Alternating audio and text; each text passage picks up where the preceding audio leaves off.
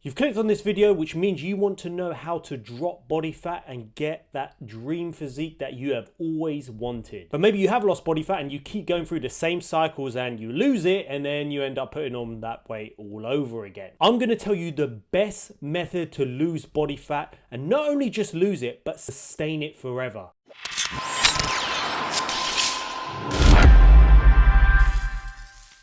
If you haven't heard of me, this is Discipline and I'm Anton Costalos and I've been in the industry for around 10 years. I've competed naturally, so everything I tell you is coming from my over 10 years of experience. First of all, this video will be for anyone who has struggled to lose body fat or sustain it. Hopefully you'll get a much better understanding to know what approach is best for you. You might know this stuff already, but we need to bring it back down to basics and how do you lose body fat? Before we go into calories in, calories out, the most important thing you need to think before you do any sort of diet, the first important thing you need to focus on is adherence. Adherence is the most important thing when it comes to losing body fat. If the way you are eating now, you do not see yourself eating like that in 1 to 2 years, your mindset is all wrong. It's important to enjoy your food. Make tasty recipes that are calorie friendly and allow you to hit your targets, but also feel satisfied and not feel like you get to the weekend and you do the same thing over again and you just have a massive blowout, and that will ruin the progress you have made.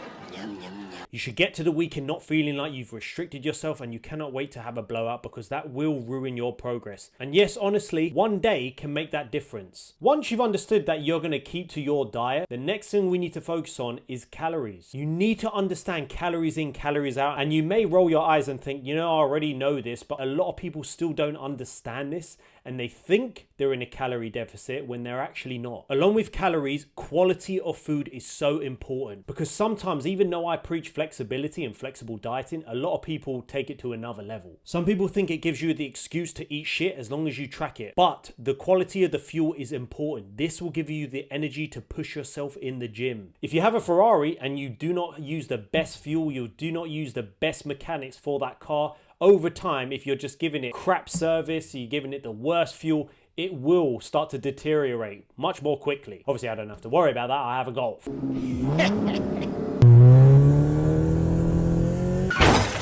And with calories, you need to understand is how much you eat within a week, not just day by day. Now, to work it all out, I'll give you the calculation that I use for males and females. Now, first of all, what I'm going to say is an estimation. So ideally, you need to stick to these for 1 to 2 weeks to see what your body weight does in comparison to how much you are eating. You can see if your weight's dropping, then you're on the right track. If you feel like your weight's not going down and you're trying to lose body fat, you might be eating a bit too much. Now, first of all, we need to work out your maintenance calories. For males, you need to multiply your body weight in pounds between 13 and 16. What number you pick is based off how active you are. If you're always sitting at a desk, then you want to go for the lower end of 13. If you're very, very active, you're walking, you're training, then you may want to go for the 16. If you're not sure, maybe pick around 14, 15, something in the middle. And if you're a woman, you want to multiply your body weight in pounds between 11 and 14. So for example, myself, I'm 180 pounds. So I'm going to times my body weight by 16 and that will give me 2,880 calories. This is my maintenance calories. Estimation, and that is around right for me because my maintenance at the moment is probably around 3,000, so it's not far off. What you do now is, if the goal is to lose body fat, then you would take away between 250 to 500 calories to then give you your calories you will need to start losing body fat. Do not go extreme, because a lot of people will think, no, that's quite high, I'm going to go extreme. You got to remember, you have to keep to this long term. So if you start off very, very low, you may be able to do it for a week, maybe a few days, and then you get to the weekend and you're absolutely starving. You would rather start a bit higher than usual, get used to the food, and then after 2 weeks you can then make some changes. Especially if you're a woman or a small woman, your calories may be quite low. Don't get political on me, I'm just saying women need less calories than men. It's just scientifically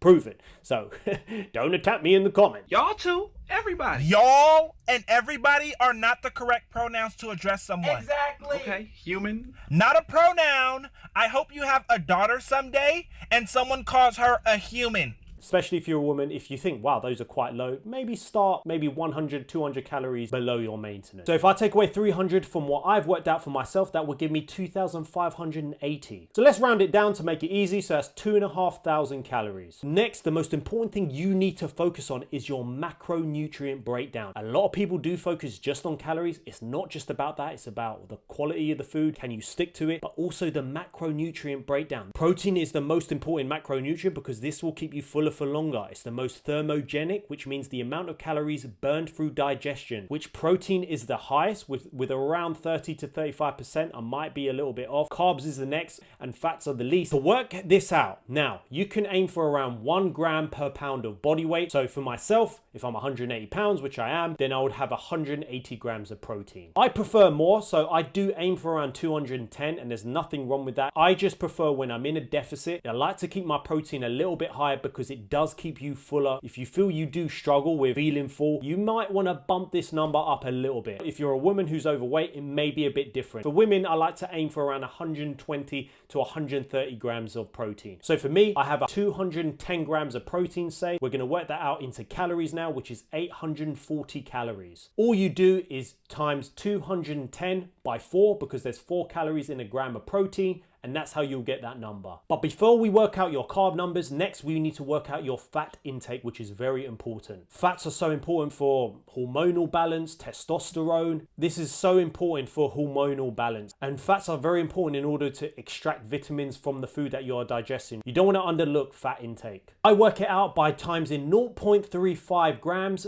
per pound of body weight. This is the minimum amount you need. So for me, if I times 0.35 times 180, that should give me around 63 grams. Let's just round that down to 60 grams of fat. And because there is 9 calories in a gram of fat, yes, there's a lot more calories in fat, so it's a lot more denser. So for example, a tablespoon of oil is 120 calories. That is a hell of a lot. A lot of people forget about hidden calories in their food, and fat is kind of like the one you overlook. You just think, oh, carbs are making me fat. No, it's the fat intake. So if I times 60 by 9, that will give me 540 calories from fat. You add those two up, then we have our remaining calories from carbohydrates because we've worked out our protein and we've worked out our fat intake. So in total so far, 540 calories from the fat plus 840 will be 1,380. 2,500 calories because that's the ones that we're going to start on for me. We take away 1,380 and that will give us 1,120. You divide that number by 4 and that will give me 280 grams from carbs. And now we have worked out our macronutrient intake for our calories. I prefer a much higher carb diet mainly because I weight train, I do a lot of strength training, so I want to make sure I get enough glycogen in my system. Plus carbs are delicious and it helps with hitting your fiber intake, which is very important for going toilet. Plus you get a lot more volume with carbs. Everything has carbs, so there's no reason to do a low carb diet. And this does make life easier when you're going out to eat or you need to get something when you're out because it's very hard to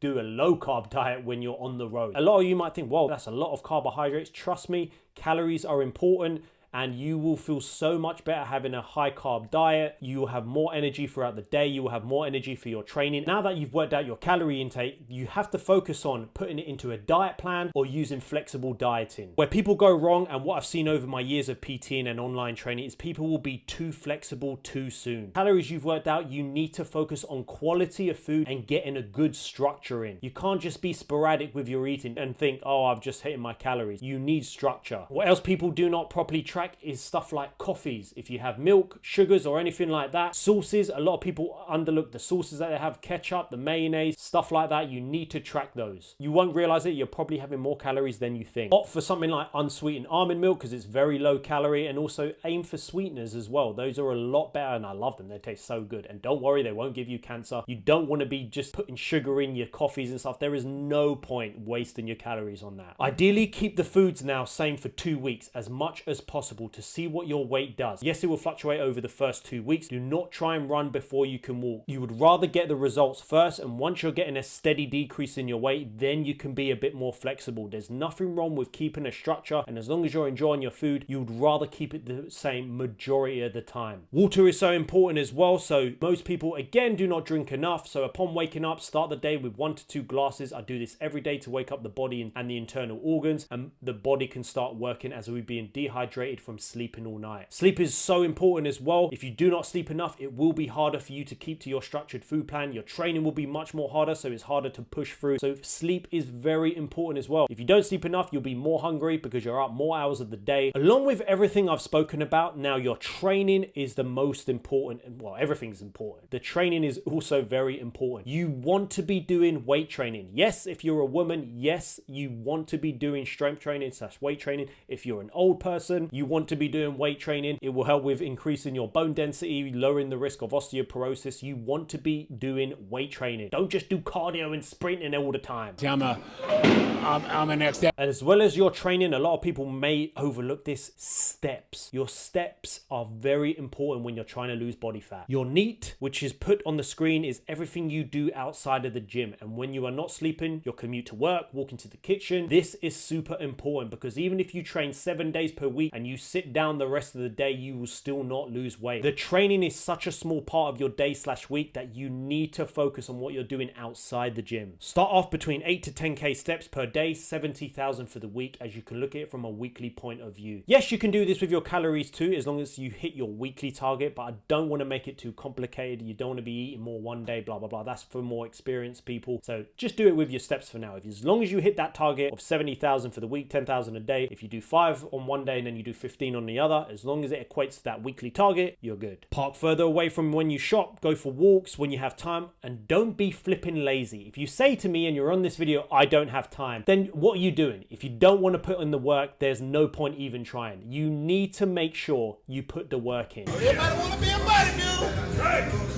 So nobody want to lift this heavy ass weight. Go! I do it though! Yeah! Whatever you do in life, your job, what you've achieved, you've put the work in. If this is something you want to do, you need to put the work in. There's no excuses. Work around it. Prioritize your health, because one day you will make time for illness. Now at Discipline, the best in online coaching, we provide the blueprints to your goals. Everything I talk about, we can tailor it towards your goals. So if you want to get in the best shape possible, but you have injuries, we will tailor your training program around your injuries, depending on how many times a week. That is why it's important to have a tailored program, because it's not just black and white. Time for myself to have a coffee and I need to get back to work, and then I need to train myself. Priorities.